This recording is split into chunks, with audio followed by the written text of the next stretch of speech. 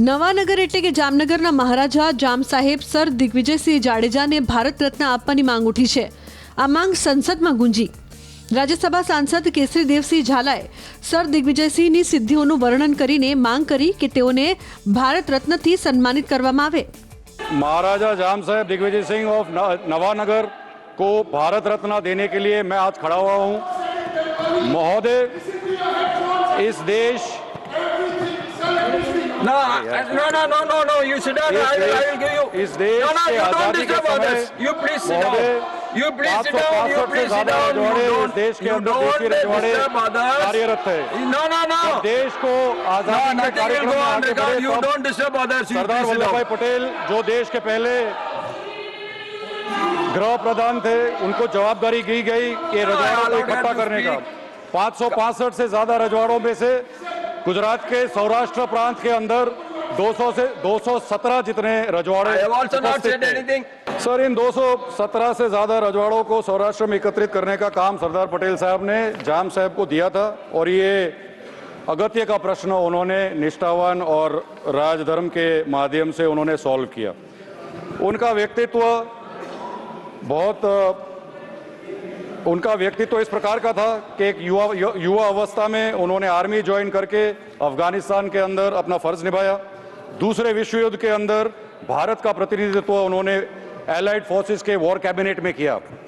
Chamber of princess जो रजवाड़ों का संगठन आज़ादी के पहले का था, उसका चांसलर के माध्यम से प्रतिनिधित्व उन्होंने किया। सौराष्ट्र के वो राज प्रमुख भी 1956 तक रहे। महोदय, दूसरे विश्व युद्ध के अंदर युद्ध के दौरान हजारों की संख्या में जब पोलैंड के अंदर रेफ्यूजीज, महिलाओं और बच्चे जिनके पास कहीं जाने की जगह नहीं थे, इस प्रकार की जब परिस्थिति खड़ी हुई तो जाम साहब ने उनको जामनगर बुला के बालाचड़ी में अपने खुद के निवास स्थान के अंदर उनको रहने का शरण भी दिया, साथ में शिक्षा और आरोग्य भी उनको प्राप्त करवाया।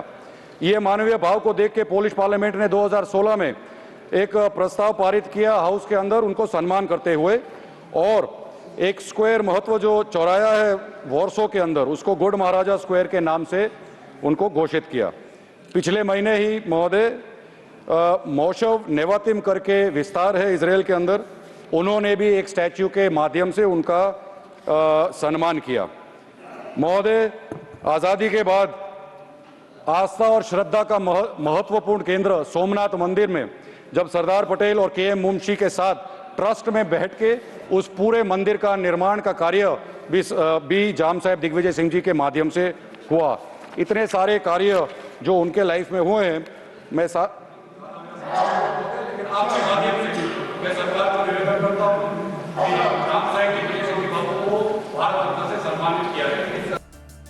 મહારાજા જામ સાહેબ દિગ્વિજયસિંહ જાડેજા ધ ગુડ મહારાજા તરીકે જાણીતા છે।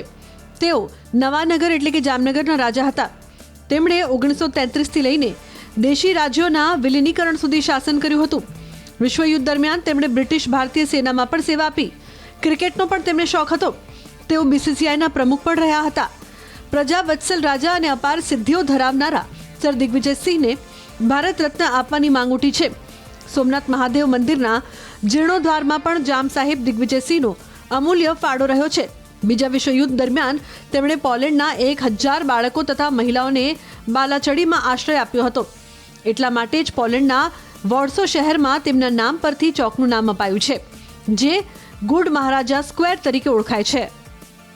हमारे जाम साहब को आज भी पोलैंड में हर कोई दोबरे यानी गुड महाराजा के नाम से जानता है। वर्ल्ड वॉर 2 के दौरान जब पोलैंड मुश्किलों से घिरा हुआ था, जब पोलैंड की हजारों महिलाएं और बच्चे शरण के लिए जगह जगह भटकते थे, तब जाम साहब दिग्विजय सिंह रंजीत सिंह जाडेजा जी आगे आए।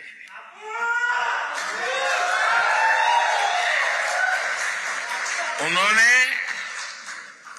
पोलिश महिलाओं और बच्चों के लिए एक विशेष कैंप बनवाया था। जाम साहब ने कैंप के पुलिस बच्चों को कहा था, जैसे नवानगर के लोग मुझे बापू कहते हैं, वैसे ही मैं आपका भी बापू हूं।